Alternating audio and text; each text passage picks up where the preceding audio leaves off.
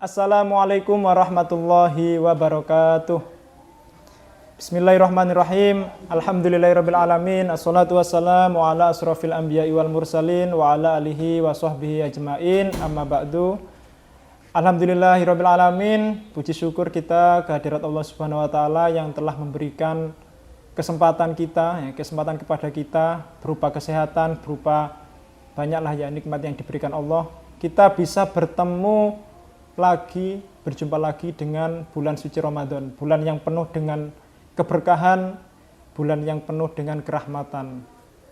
Di antara keutamaan bulan Ramadan yang patut kita syukuri, yakni yang pertama yakni ibadah wajib kita itu pahalanya dilipat gandakan. Ibadah wajib kita pahalanya dilipat gandakan. Kemudian ibadah sunnah yang kita lakukan itu pahalanya dihitung seperti pahalanya ibadah wajib. Masya Allah sekali. Jadi teman-teman yang menyaksikan silahkan untuk lebih sregep lagi untuk melaksanakan ibadah-ibadah selain wajib, ibadah sunnah, sholat sunnah, bersedekah, sholat duha, sholat dan lain-lain lah. Itu pahalanya itu diibaratkan seperti melakukan ibadah wajib. Kemudian di antara keistimewaannya bulan Ramadan yang patut kita syukuri, yakni dikabulkannya doa-doa. Jadi ini kesempatan momentum yang sangat tepat bagi kita untuk berlomba-lomba, untuk memperbanyak pahala. Kemudian juga ajang untuk menghapuskan dosa-dosa kita yang telah kita lakukan di masa lalu. Jadi kita berdoa, kita meminta hajat kita, kemudian jangan lupa juga kita meminta ampun kepada Allah, meminta ampun kepada Allah. Nah, oleh karena itu ketika bulan Ramadan berakhir, kita termasuk orang-orang yang beruntung, ya, di mana dosa-dosa kita terhapus, kemudian pahala-pahala kita berlipat ganda. Kemudian di antara keistimewaannya lagi di bulan Ramadan, yakni ini yang banyak disukai oleh orang-orang yang berpuasa, yakni ada qaul, yakni an-naumu shaimin ibadatun, yakni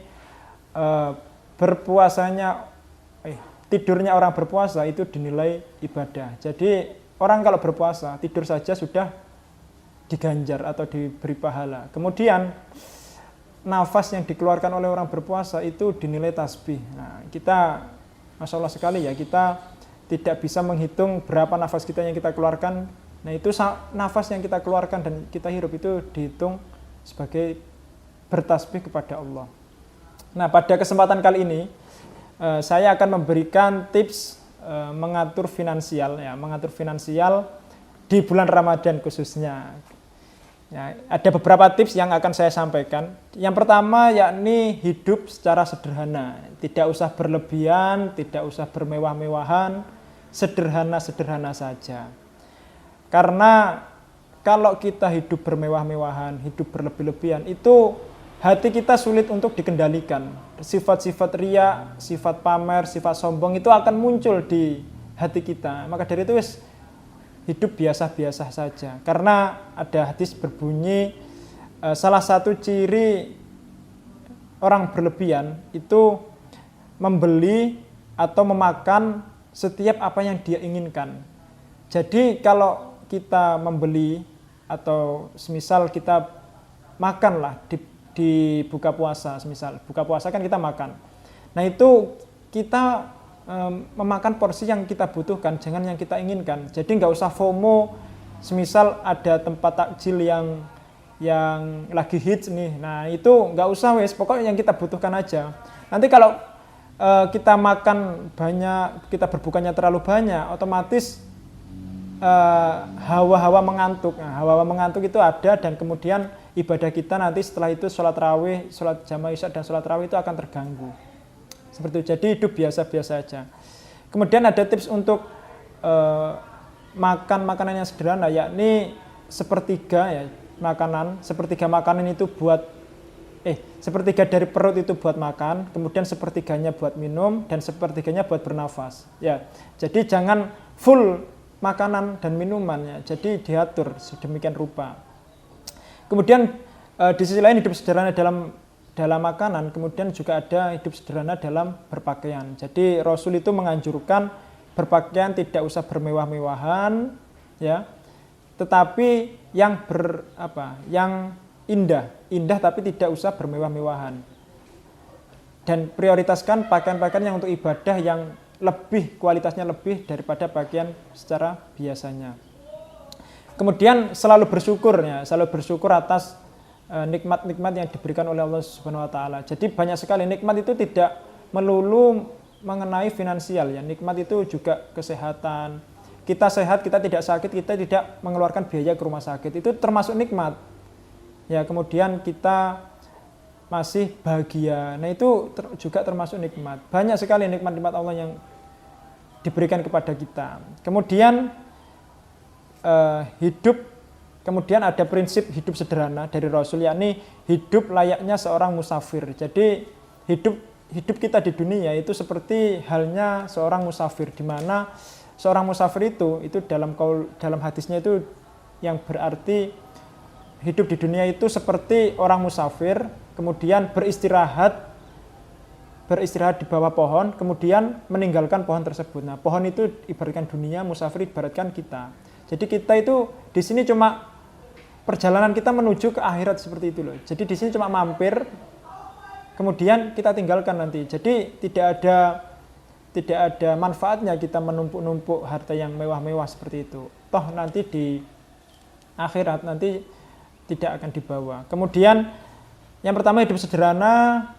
Kemudian untuk belanja-belanja semisal mau lebaran. Nah, itu belanja belanja apa yang kita butuhkan, jangan apa yang kita semisal sudah sampai ke supermarket atau sudah sampai ke pasar, kita dari rumah pengennya beli ABC, tetapi kalau sampai di sana kok banyak barang yang menggiurkan, nah itu jangan sampai kita tergiur. Kita tetap mempunyai prinsip, kita beli apa yang kita butuhkan saja.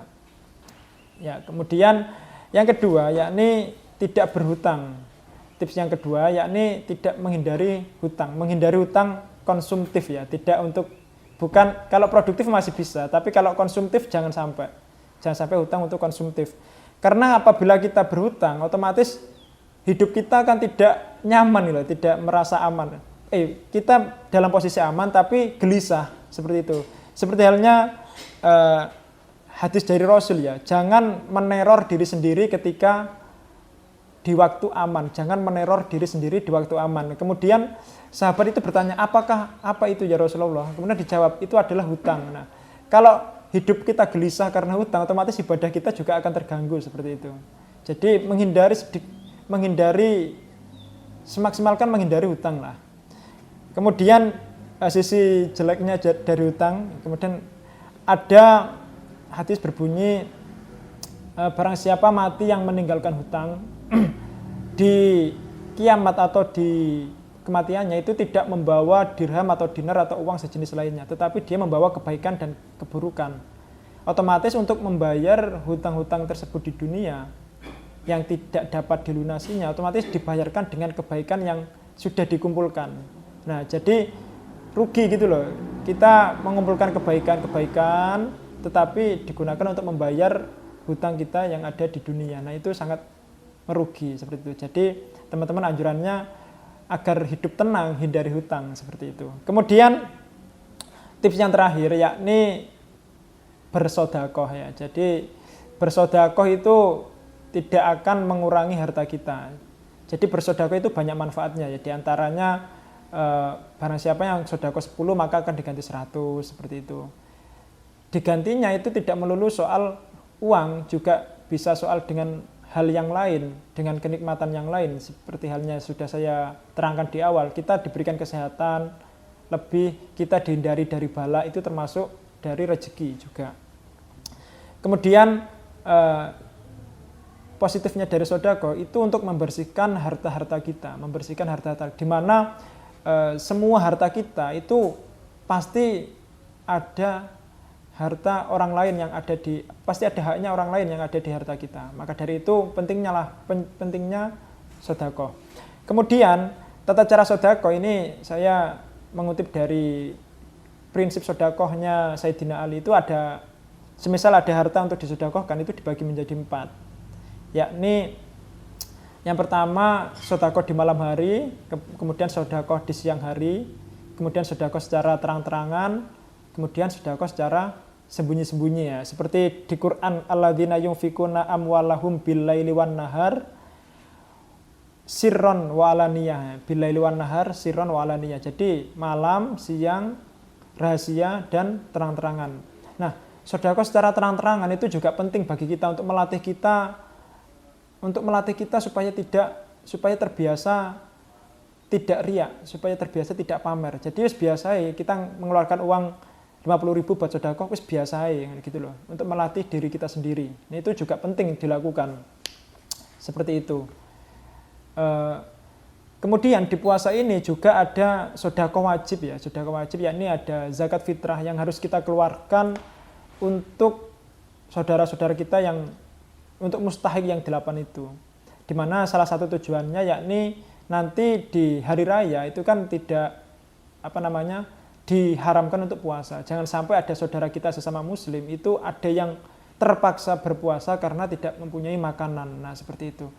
Nah, itu fungsi sedekah secara makro yakni untuk memeratakan kesejahteraan penduduk seperti itu. Jadi tidak ada kemiskinan karena yang kaya itu memberikan sedekah kepada yang miskin. Jadi akan kesejahteraan masyarakat akan merata seperti itu. Kalau konsep itu sudah diterapkan, sudah menjadi habit dari semua warga, nah itu akan timbul kesejahteraan secara merata seperti itu.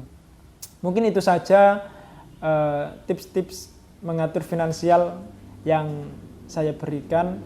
Semoga ini bermanfaat. Kurang lebihnya mohon maaf. Subhana rabbika rabbil izzati amma yasifun wa salamun alal mursalin walhamdulillahirabbil alamin. Oh ya, nanti teman-teman bisa tulis di kolom komentar bagaimana tips dari teman-teman sendiri untuk mengelola keuangan teman-teman semuanya yang menonton, terutama keuangan pribadi di bulan Ramadan ini. Sekian, terima kasih. Wassalamualaikum warahmatullahi wabarakatuh.